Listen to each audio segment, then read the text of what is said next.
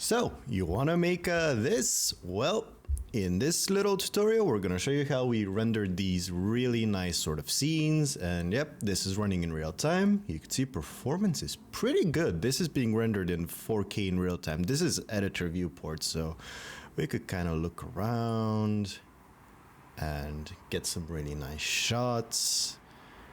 And I believe what you saw was something along this angle or something like this. And yeah, so let's get to it. Hi, so to start us off, we're gonna start with a blank project, and as usual, we're kind of using one of our preset maps, so this is what we're gonna do now.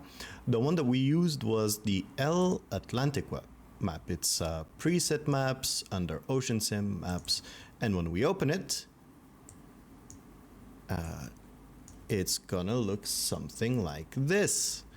Let's just go full screen, and if we simulate a little bit of ocean, it looks pretty good, but not quite what we're after. So for starters, we kind of had a look at this really cool tutorial that was this one, recreating the dreamy digicam look in Unreal by Jam2Go. Check out this video, it's amazing. We're gonna do only a portion of this stuff and maybe change a few things along the way, but yeah, overall, let's get started. So what we're going to be doing is making some adjustments to the overall lighting.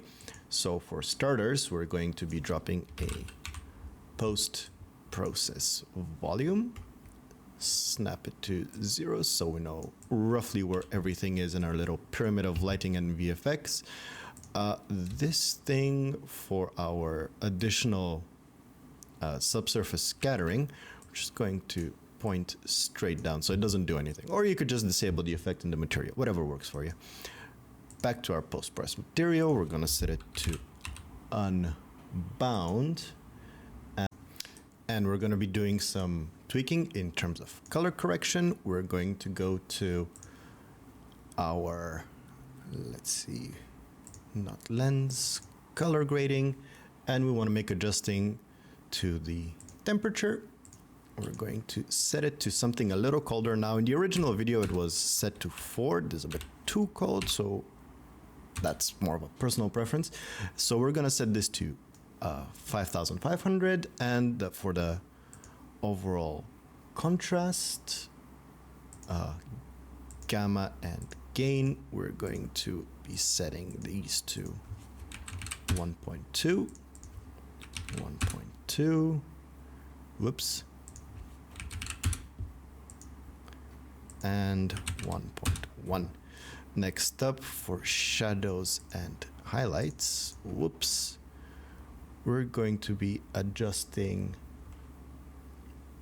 the offset, so to change their colors a little bit to give it a more of a cinematic look. So for the usual thing, shadows are going to be a bit more reddish, so that's too dramatic, but something in this ballpark. If you want to have the exact values that we used, it was, let's just paste it across, these. And for highlights, we used, what we're doing is making it a bit colder, so something like this. And there we go, that's pretty much done. Next up, we're going to create a quick post-process material that we're going to also apply to for some extra color changes. So the material is going to be super basic. Let's just create one, post-process, cam, something like that. And we're going to dock it here, set our material domain to post-process, add a scene texture. We're going to grab post-process input, whoops, 0, and we're just going to add a bit of a clamp. So 0.05 and 0.8, and we're pretty much done. And you can see how it kind of affected the viewport over here. So if we were to do it without it and with it, it's all about subtle changes that kind of really add up in the end. And we're going to add this to our post-process materials. So post-process actor. So we're gonna search for material, add an element, asset reference, and we're gonna drag and drop this here. And you can see how things are changing. So yep, we're slowly but surely getting there. So one more thing, let's address this. So if you're seeing spikes in your ocean simulation, outliner, let's just hide the post-process material for a bit. Chances are you have way too high of an amplitude, and let's just fix this in our ocean simulation. So wave amplitude here, it's at 0.3, set it at 0.1, and simulate our ocean a bit. And yeah, it's gone, but the ocean's looking a bit flat, so we're gonna bring this in by adjusting the height to something like 6, maybe too much, 5, and whoops, and adjusting the FFT to something like 0.9 or 0.85. So we can get some of those sharper normals back in there. But we're gonna tweak these properly a little later on. This was just a little quick demo. Let's pause the simulation right now, as we don't really need it at the moment. So the material is going to be super basic. Let's just create one, post-process, cam, something like that. And we're going to dock it here, set our material domain to post-process, add a scene texture. We're gonna grab post-process input, 0, and we're just going to add a bit of a clamp. So 0.05 and 0.8, and we're pretty much done. And you can see how it kind of affected the viewport over here. So if we were to do it without it and with it, it's all about subtle changes that kind of really add up in the end. And we're going to add this to our post-process materials. So post-process actor. So we're gonna search for material, add an element, asset reference, and we're gonna drag and drop this here. And you can see how things are changing. So yep, we're slowly but surely getting there. So one more thing, let's address this. So if you're seeing spikes in your ocean simulation, outliner, let's just hide the post-process material for a bit.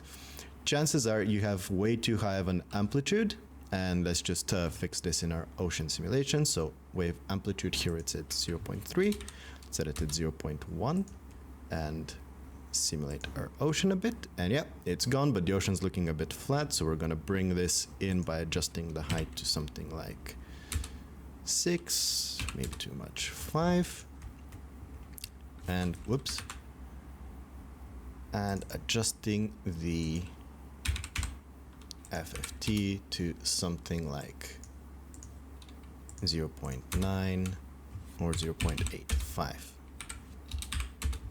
So we can get some of those sharper normals back in there. But we're gonna tweak these properly a little later on. This was just a little quick demo. Let's pause the simulation right now, as we don't really need it at the moment. So now let's take a quick look at our sky atmosphere, and realistically, if we start moving this around, getting some pretty good results, but our highlights aren't quite the way we want them to be. And a really quick way I found that to make these look even better is just to add a little bit of extra my scattering scale, and it's basically this little fella. Now don't overdo it, but basically a value of 0.02 tends to work really well. The default Unreal Engine is quite low, but having a little bit of haze just like this means that there's a bit more, let's just do a comparison, a little bit more haze around the sun, so to simulate moisture. And if you're rendering an ocean scene, chances are there is moisture in the air. Ooh, something annoying. Let's just remove our automatic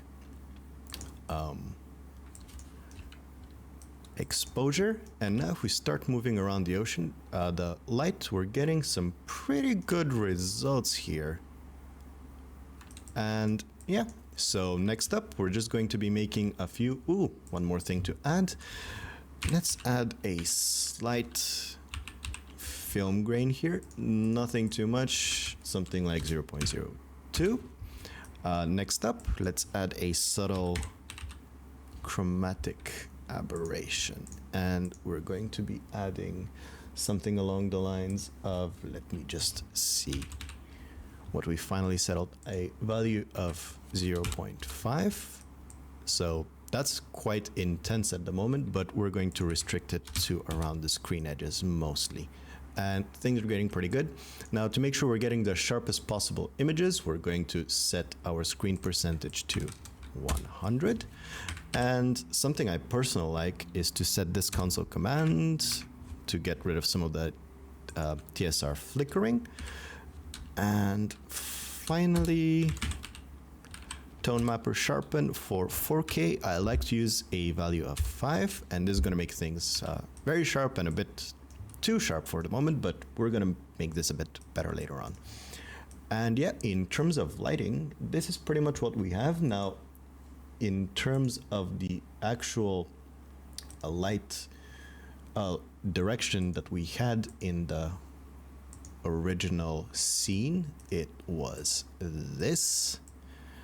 And yeah, let's start tweaking some additional things now.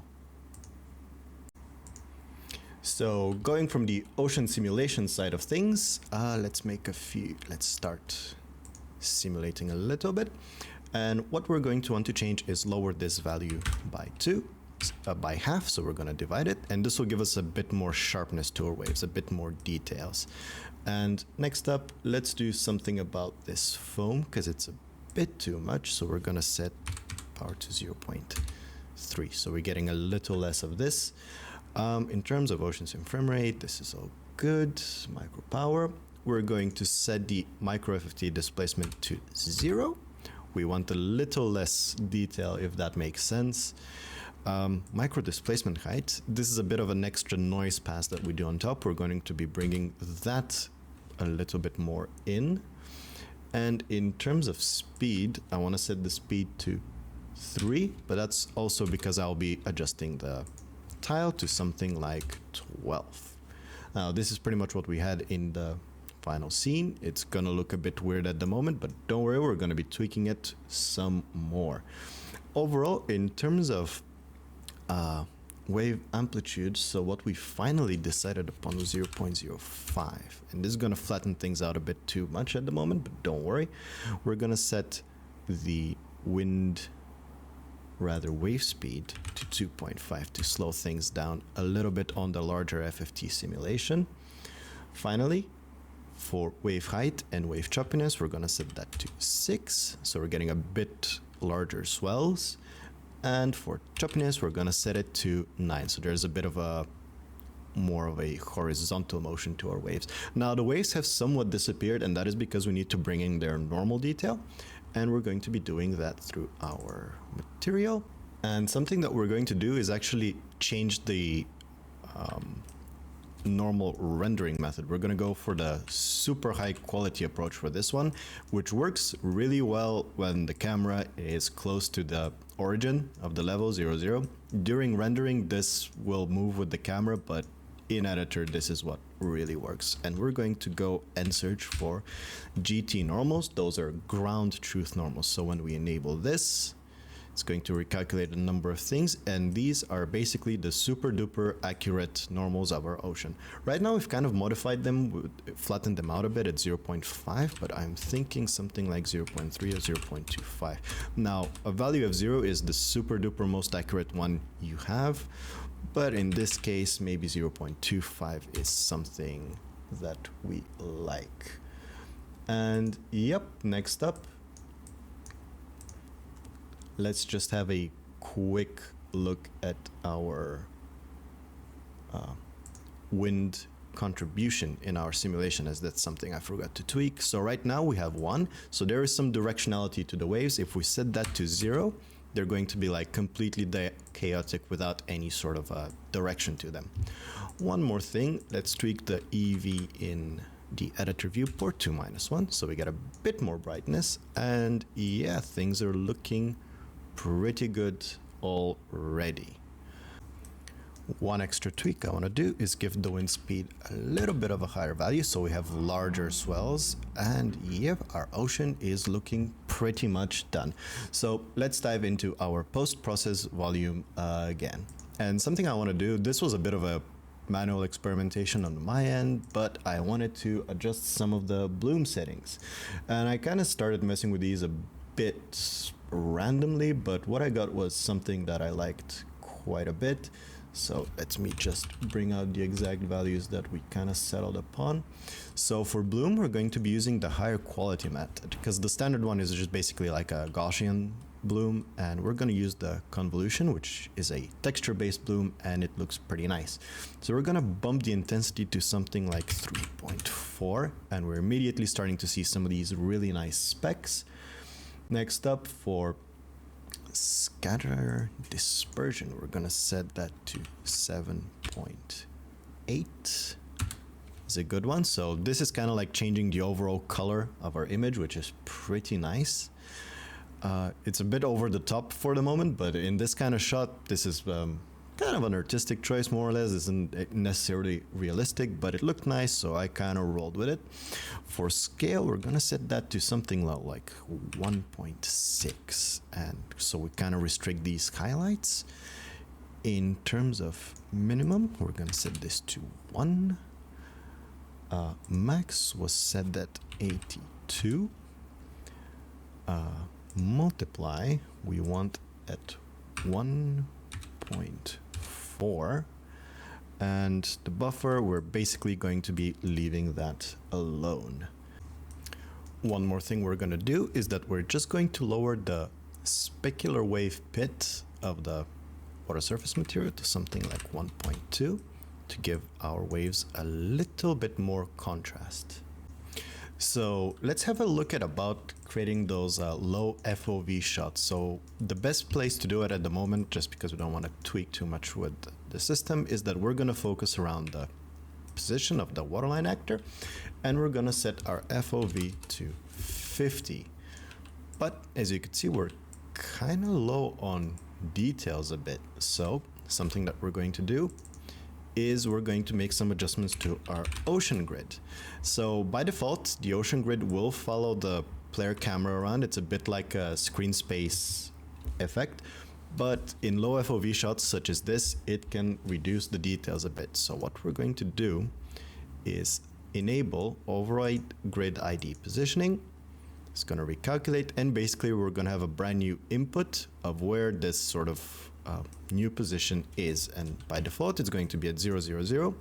You can set this to wherever your mesh, ship, or point of interest is, but for our purposes this will do just great. And right now you may need to also adjust the water grid scale a bit, but 30 is pretty good. For 100 we might be able to get a few more details, so maybe 50.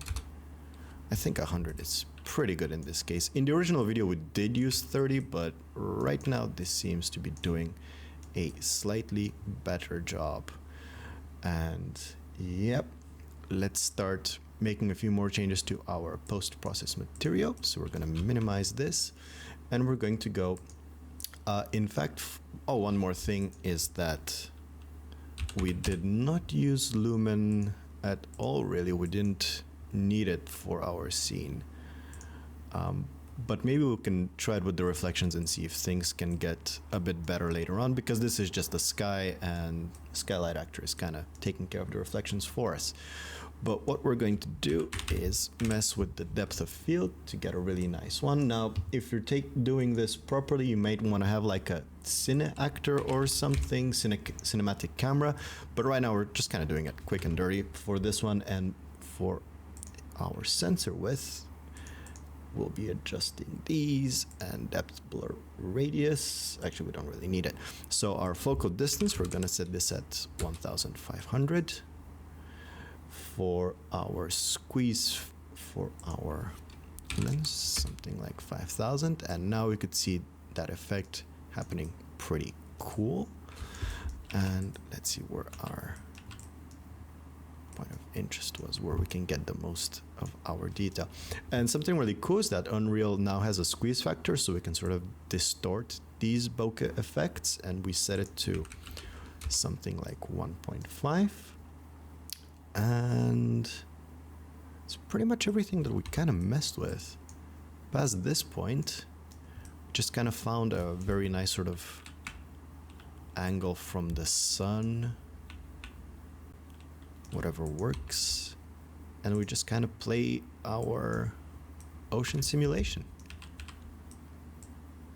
There you go.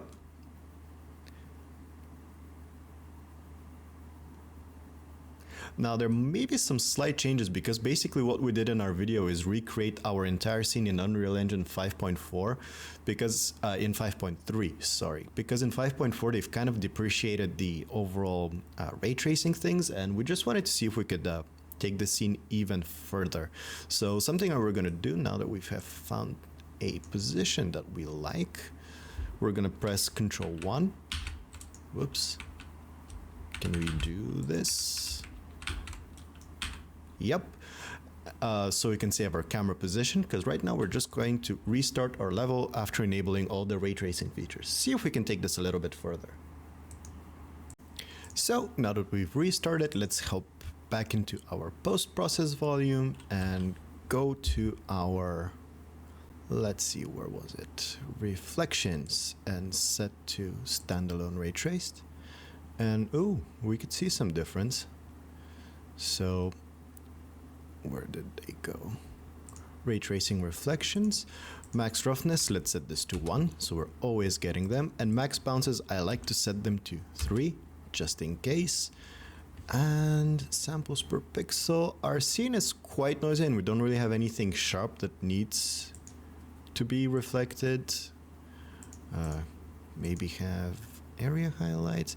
And now you could see that the main difference that ray tracing does is if we were to pause the simulation at a very nice moment, like so, you have these kind of where the water will reflect on itself a bit, and these sort of sections grow a bit darker, which is a bit more accurate. So for example, if we go to our reflections and set them to none, the normal map here is kind of reflecting the sun as expected. Now, if you're using screen space, this isn't really being accounted for, and neither does lumen ray tracing. I mean, lumen might be accidentally off. No, whoops, sorry. Lumen here as well. And yeah, ray tracing is really the one that can really ground the ocean very well for this.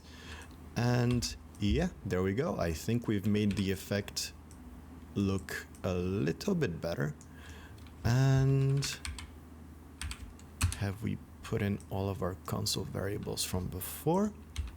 Sure thing. And if we were to go in live ocean, pretty much getting a really nice looking scene.